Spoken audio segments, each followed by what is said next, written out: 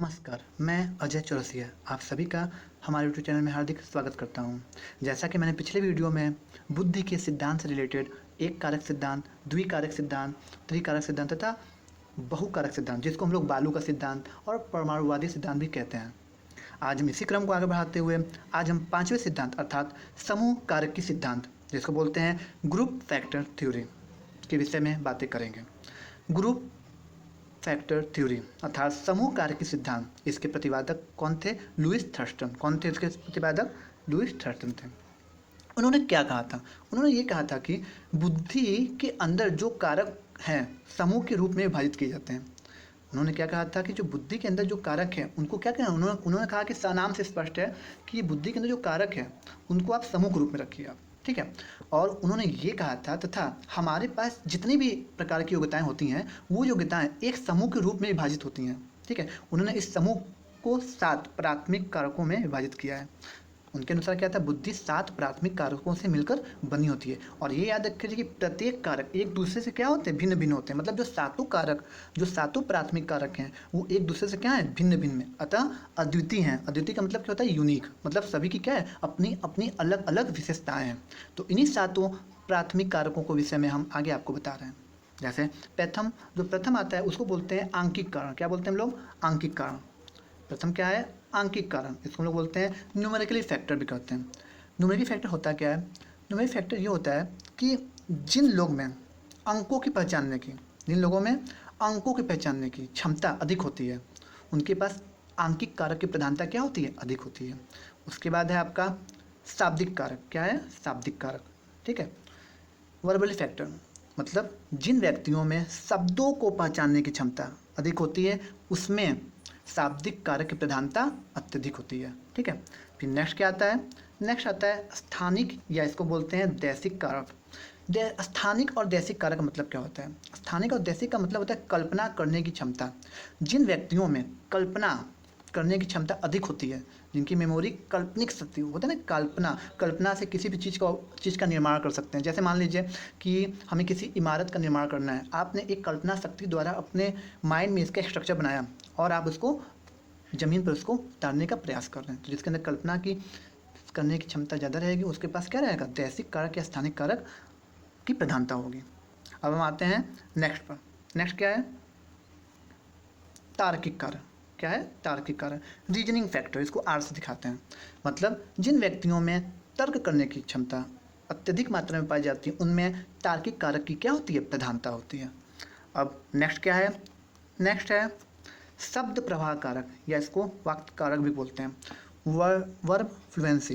कहने का अर्थ है कि जो व्यक्ति बोलने की क्षमता अत्यधिक मात्रा में होती है, जिनके जो अपने वक्ता से लोगों को प्रभावित कर देते हैं, उनमें शब्द प्रवाह कारक की क्या होती है? प्रधानता होती है। जो व्यक्ति किसी भी मंच पर जाते हैं और अपनी बोली से, अपने वक्ता से, अपने बातों से लोगों को क्या कर लेते हैं? अपनी ओर आकर्षित कर लेते हैं, अर्थात उन व्यक्तियों में शब्द प्रवाह कारक की क्या है? प्रधानता है, ठीक है। अब नेक्स्ट क्या है? नेक्स्ट है स्मृति कारक। स्मृति का मतलब होता है मेमोरी, मतलब याद करना, याद करने की क्षमता। जिन व्यक्तियों के अंदर याद करने की क्षमता अधिक होती है उनके अंदर शाब्दिक या फिर हम शाब्दिक स्मृति कारक की क्या होती है? प्रधानता होती है। जैसे आप छोटे बच्चों को देखते हैं, छोटे बच्चे बचपन में क्या करते हैं? कविताएं बहुत तेज़ी से रटते हैं, बस वो रटते हैं, बात समझ आ रहा है? तो बचपन में उनके स्मृति कारक की प्रधानता अधिक होती है, ठीक है। अब हम बात करते हैं प्रत्यात्मक। यहाँ पर 6 होगा। प्रत्यात्मक गतिशील कारक अर्थात इसका अर्थ ये होता है कि जिन व्यक्तियों में मतलब कि तुरंत देख कर ही पहचान लेना, गतिशीलता मतलब कि आप कोई भी वस्तु को उन्होंने देखा और वो उनको दिमाग फिट होगा, वो तुरंत वो पहचान लिया, मतलब तुरंत उत्तर दे देना। किसी चीज़ को पहचाने कि हाँ ठीक है मैंने उससे पहले मिला था या फिर मैंने ये क्वेश्चन को पहले देखा था और तुरंत इसका क्या कर दिया? तुरंत फ्लुएंसी के साथ उत्तर दे दिए। तो उन जिन व्यक्तियों में ये होती है तुरंत उत्तर देने की क्षमता, उनमें ये गतिशीलता कारक क्या होती है? प्रधानता होती है। एक क्वेश्चन है, इसमें क्वेश्चन मैंने लिया है कि मान लीजिए एक बालक एक मकान का चित्र बना रहा है, बताओ लुईस थर्स्टन के अनुसार इस बालक में किस प्रकार के कारक की प्रधानता, यहाँ प्रधानता होगा, प्रधानता है। मतलब एक बालक है, एक मकान का चित्र बना रहा है, तो लुईस थ्रस्टन के अनुसार इस बालक में किस चीज़ कारक की प्रधानता। आप सोचिए कि वो मकान का चित्र बना रहा है, इसका मतलब वो कल्पना कर रहा है। वो कल्पना कहाँ आता है? स्थानिक या देशिक कारक में आता है। ठीक है, अब हम नेक्स्ट प्रिंसिपल पर आगे बढ़ते हैं।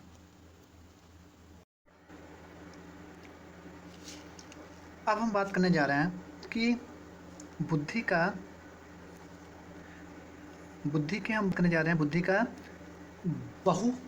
बुद्धि का संरचना का सिद्धांत क्या होता है।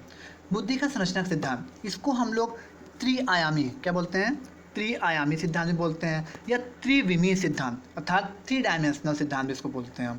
आखिर बुद्धि का संरचना का सिद्धांत क्या होता है, इसके विषय में सबसे पहले जिन्होंने बताया था उन वैज्ञानिक का नाम था जेपी गिलफोर्ड। क्या नाम था? J P Guilford. उन्होंने ये सिद्धांत 1967 में दिया था। कभी कभी प्रश्न ये आ जाता है कि सबसे पहले बुद्धि को एक मॉडल के रूप में, किसके रूप में? मॉडल के रूप में किस मनोवैज्ञानिक ने दिया।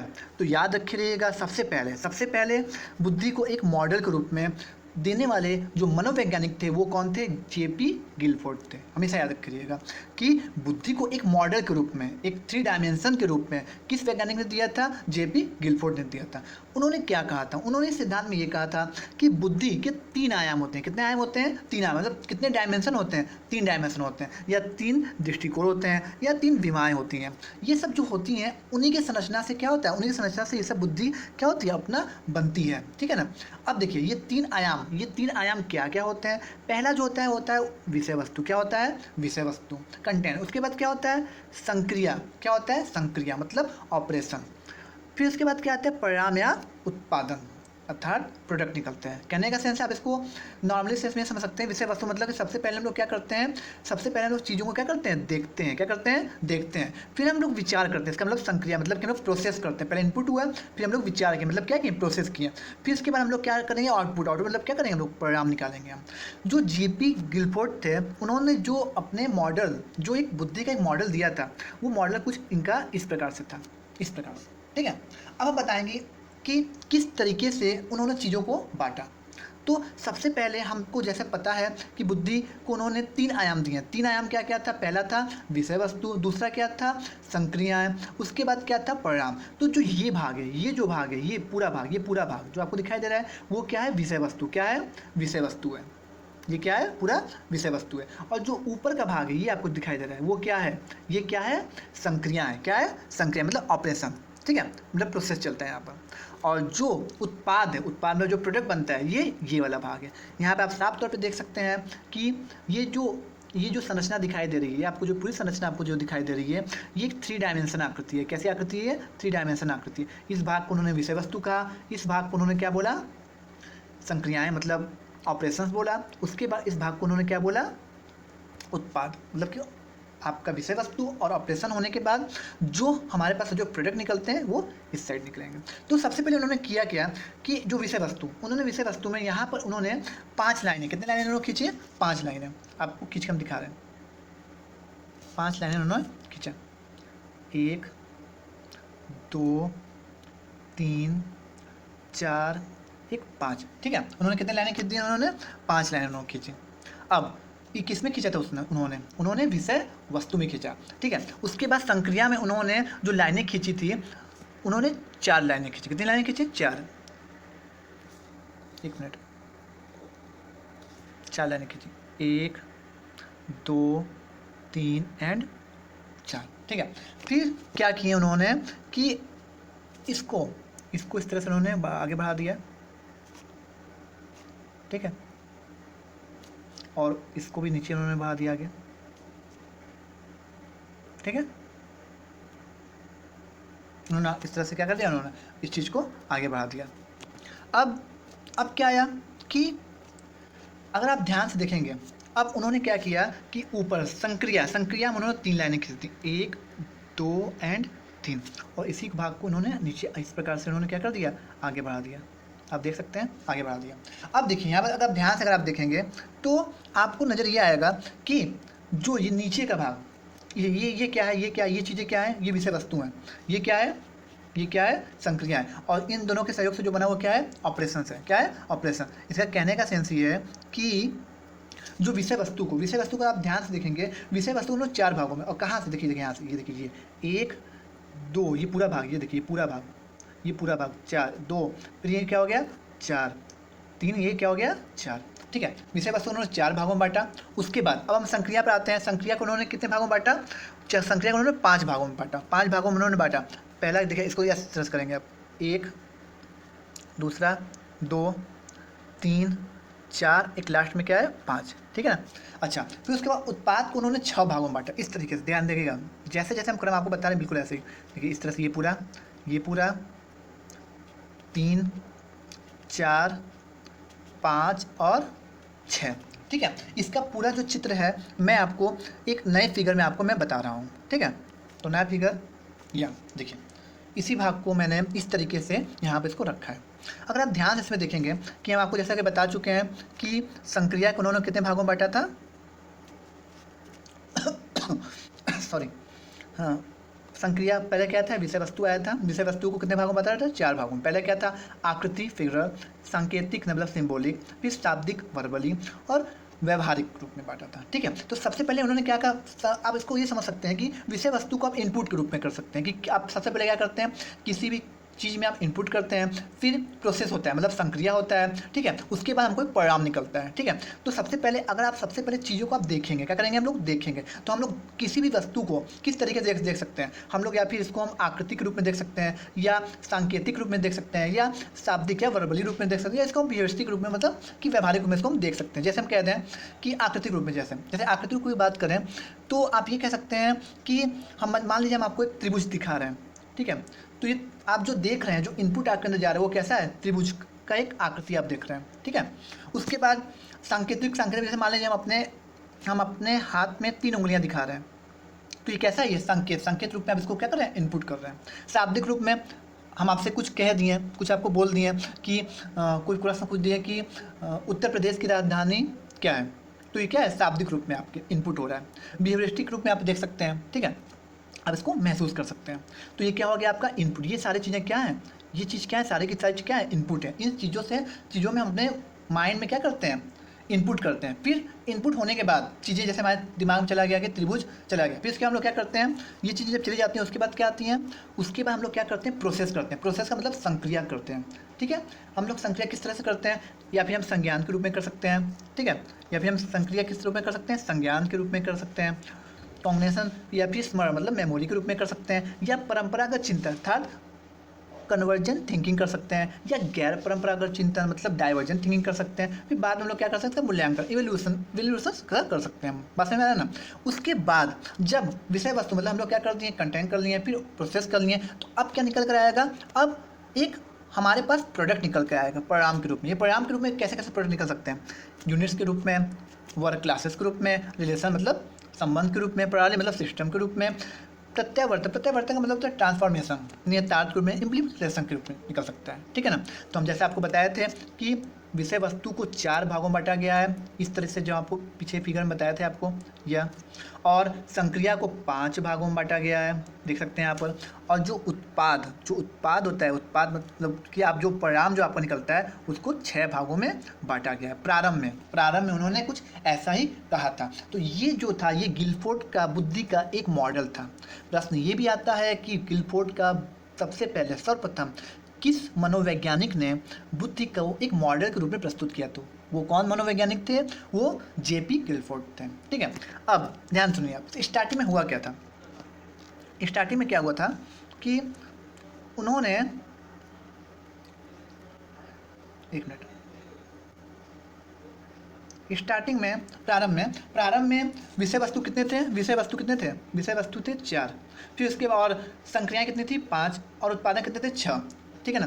तो 4 × 5 × 6 इक्वल टू कितना आएगा, 120। उसके बाद इन्होंने क्या किया कि ध्यान देखिएगा, जो विषय वस्तु में उन्होंने आकृति को 2 भागों में बांट दिया, दृश्य और श्रव्य के रूप में। इसका मतलब कि जो यहाँ पर जो 4 आकृतियाँ थी, अब वो क्या बन गई, 5 आकृतियाँ, 5 डायमेंशन बन गए। तो इसका मतलब ये हो गया कि बाद में मतलब कि संशोधन करने के बाद जो विषय वस्तु कितने हो गए, 5, और बाकी सब तो अपना सेम है। उसके बाद में मतलब संशोधन करने के बाद कितने हो गए, कितने हो गए बताइए? 150। कितने हो गए आयाम? 150। ठीक है। उसके बाद उन्होंने एक चीज़ और संशोधित किया। उन्होंने क्या किया कि उन्होंने जो संक्रिया है, उसमें जो संक्रिया है, संक्रिया में जो स्मरण है उसको उन्होंने दो भागों में बांट दिया। स्मरण धारण के रूप में बांट दिया और स्मरण लेखन के रूप में बांट दिया। इसका मतलब जो संक्रिया जो हमारी 5 थी, अब वो 5 न रहकर क्या हो गई? 6 हो गई। क्या हो गई? 6, क्योंकि दो भागेगा तो A1 2 3 4 5 एंड 6। तो अब बताइए यहाँ पर क्या हो जाएगा मेरा, अगर आप ध्यान देखेंगे तो बाद में जब संशोधन करने के बाद फिर वर्तमान में मेरा कितना हो गया बताइए? अब वर्तमान जो वर्तमान स्थिति है, वर्तमान स्थिति क्या हो गया? 5 हो गया। 5 तो आपका हो गया विषय वस्तु में, फिर एक इसमें बढ़ गया धारणा और लेखन, ये तो आपको जो करते हो। इसका वर्तमान में अगर पूछा जाए बुद्धि में कितने कारक हो गए तो जेपी गिलफोर्ड के अनुसार क्या है? 180। प्रारंभ में कितने थे? 120, बाद में संशोधन करने के बाद 150 और वर्तमान में क्या है? 180।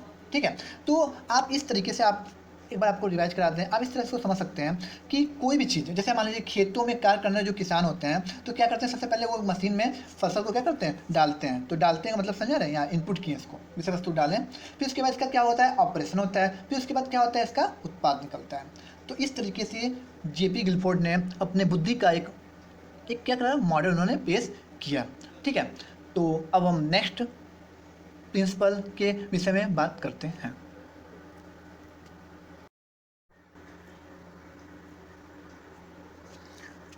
अब जो नेक्स्ट जो सिद्धांत है बुद्धि का वो है, हाँ, नेक्स्ट जो सिद्धांत है वो है कैटल तथा हॉर्न का सिद्धांत। कैटल और हॉर्न का सिद्धांत क्या था? कैटल और हॉर्न दो मनोवैज्ञानिकों ने तरल बुद्धि तथा ठोस बुद्धि का सिद्धांत, अतः प्रश्न ये भी पूछे जाते हैं कि तरल बुद्धि तथा ठोस बुद्धि का सिद्धांत किस वैज्ञानिकों ने दिया? तो किन वैज्ञानिकों ने दिया? कैटल तथा हॉर्न ने दिया था। याद रखिए, तरल बुद्धि को हम लोग GF या ठोस बुद्धि को हम लोग GC कहते हैं। GF आप ये कह सकते हैं, इसको ये भी कह सकते हैं फ्लूइड क्रिस्टलाइज्ड इंटेलिजेंसी थ्योरी भी कह सकते हैं आप। ठीक है। तो इसमें दो इन्होंने कहा कि उन्होंने बुद्धि के स्तर को उन्होंने दो भागों में उन्होंने बांटा। पहला जो बांटा उसको उन्होंने बोला तरल बुद्धि। क्या बोला? तरल बुद्धि। और जो दूसरा उन्होंने बांटा उसका नाम क्या दिया? ठोस बुद्धि। वो ये कहते हैं कि जो तरल बुद्धि होती है वो जन्मजात होती है। कहने का सेंस है कि तरल बुद्धि क्या क्या होती है? जो तर्क करते हैं, जो चिंतन करते हैं, जो समस्या का समाधान निकालते हैं, और वो जो योग्यता होती है वो क्या होती है? चीज़ें क्या आती हैं? ये जन्मजात आती हैं। कैटल तथा हॉर्न के अनुसार उन्होंने साफ तौर पे कहा जो तरल बुद्धि होती हैं, जो तर्क करने की योग्यता, चिंतन करने की योग्यता और समस्या का समाधान निकालने की जो योग्यता होती है वो जन्मजात होती है तथा ये आयु के अनुसार चलती है। याद रखिएगा, क्या? आयु के अनुसार चलती है। कहने का सेंस ये है कि आयु के अनुसार एक आयु तक आते हैं तो स्थिर हो जाती है। ठीक है। और ठोस बुद्धि के लिए उन्होंने ये कहा कि जो ठोस बुद्धि होती है, एक मिनट, जो ठोस बुद्धि होती है वो प्रशिक्षण द्वारा क्या होता है? ये प्रशिक्षण द्वारा अर्जित की जाती है। ठीक है ना? प्रशिक्षण के द्वारा प्राप्त बुद्धि होती है। ठोस बुद्धि कैसी होती है? प्रशिक्षण द्वारा प्राप्त बुद्धि होती है, जो जन्म से लेकर मृत्यु तक क्या रहती है? स्थिर रहती है। इसको अच्छा, इसकी स्थिरता को इसको क्या नाम दिया गया? ठोस बुद्धि। लेकिन तरलता क्यों है? तरलता क्या है? ये आयु के अनुसार चलती है। आयु किस पर डिपेंड, ये जो तरल बुद्धि है किस पर डिपेंड करता है? एज पर डिपेंड करता है। आप दूसरे शब्दों में एक एग्जाम्पल आप ले सकते हैं, या मैं आपसे कह दें कि जब भी कोई समस्या, मतलब जिस प्रकार से हम किसी विषय वस्तु को देखते हैं और देखने के बाद तुरंत समाधान निकाल लेते हैं, तो उसके लिए अनुभव की कोई आवश्यकता नहीं होती है। जब हम उसका तुरंत उसको देखें और तुरंत उस समस्या का समाधान हम कर लिए और किसी प्रकार के अनुभव की आवश्यकता नहीं हुई, तो उसमें किस प्रकार की बुद्धि काम आएगी? उसमें हमारे क्या आएगी? तरल बुद्धि, जहाँ पर अनुभव की आवश्यकता नहीं होती, क्योंकि वो जन्मजात है। लेकिन यदि मान लीजिए हमारे पास कोई समस्या आई, ठीक है, और समस्या आई, लेकिन ये समस्या के लिए हमें अपने पुराने अनुभव का क्या करना पड़ा? प्रयोग करना पड़ा। तो वहाँ पर किस प्रकार की बुद्धि आएगी? ठोस बुद्धि आएगी। किस प्रकार से? ठोस, क्योंकि हम वो समस्या को तभी हल कर पाएंगे जब हमारे पुराने अनुभव में उस पर हम सीख चुके रहेंगे। इसलिए हम यहाँ पर किस प्रकार की बुद्धि का प्रयोग कर रहे हैं? ठोस बुद्धि का प्रयोग कर रहे हैं। जैसे हम आप कभी क्या होता है कि जब कभी आप लोग जब गांव में जाते हैं, जो बूढ़े लोग होते हैं तो आपसे आपका नाम पूछते हैं तो आप बता देते हैं, लेकिन आप कुछ दिन बाद जाते हैं तो फिर से आपको दोबारा नाम पूछते हैं, तो आप कहते हैं कि हमने तो आपको अभी कुछ दिन पहले ही आपने हमारा नाम पूछा था, तो कहेंगे बेटा हमसे ये नाम भुला गया। तो यहाँ पर जो बुद्धि का जो काम चल रहा है वो किसका काम चल रहा है? तरल बुद्धि, क्योंकि एज के साथ स्मृति लेवल क्या हो गया? उनका कमज़ोर हो गया। ठीक है, तो तरल बुद्धि तथा ठोस बुद्धि का सिद्धांत किसने दिया है? कैटल एंड हॉर्ड ने दिया। उन्होंने क्या किया? उन्होंने इसे दो भागों में बांटा, तरल बुद्धि तथा ठोस बुद्धि। तरल बुद्धि जन्मजात होती है, जो जिसमें हमको अनुभव की आवश्यकता नहीं होती है। ठोस बुद्धि हमको अनुभव की आवश्यकता होती है। नेक्स्ट अगर हम पढ़ते हैं, अच्छा नेक्स्ट है जो मनोवैज्ञानिक हैं, उनका नाम है John B Carroll. John B Carroll जो है वो बुद्धि को तीन स्तरों यहाँ पे देख रहे हैं, यहाँ पे तीन स्तरों में बांटा है। ठीक है, इसलिए बुद्धि को उसको त्रिस्तरीय सिद्धांत भी बोला जाता है। इसका त्रिस्तरीय सिद्धांत किसने दिया? जॉन बी कैरल ने दिया। उन्होंने कहा कि बुद्धि को विभिन्न कारकों के रूप में विभाजित किया जा सकता है। मतलब कि जो बुद्धि है उनको विभिन्न कारकों को हम स्तरिक रूप में कर सकते हैं, और उसका विभाजन किया जाए, इसको सामान्य कारक, सामान्य स्तर, विस्तृत और संकीर्ण में नाम दिया। सामान्य मतलब सबसे पहले क्या है? बुद्धि सामान्य होती है। फिर इसके बाद चीज़ों का जब प्रयोग करते हैं तो क्या होता है? उसमें हम लोग विस्तृत, इसका विस्तार करते हैं। उसके बाद क्या करते हैं? इसका हम लोग संकीर्ण करते हैं। सामान्य, विस्तृत और संकीर्ण, ये इसके बारे में भी बातें की गई हैं। इसका बाकायदा एक चार्ट है। हम आपको यहाँ पर फिलहाल तो अब इतना ही आपको बता रहे हैं। याद रखिए जॉन बी कैरल, जो जॉन बी कैरल है उस जॉन बी कैरल में तरल बुद्धि और ठोस बुद्धि का भी सिद्धांत आता है। ठीक है, अब नेक्स्ट वीडियो में हम आपको शॉर्ट ट्रिक बताएं कैसे आप बुद्धि के सिद्धांतों के जो प्रवर्तक हैं उनके नाम हम कैसे याद कर सकते हैं। यदि आपको मेरा वीडियो पसंद आया तो please like, share and subscribe. धन्यवाद।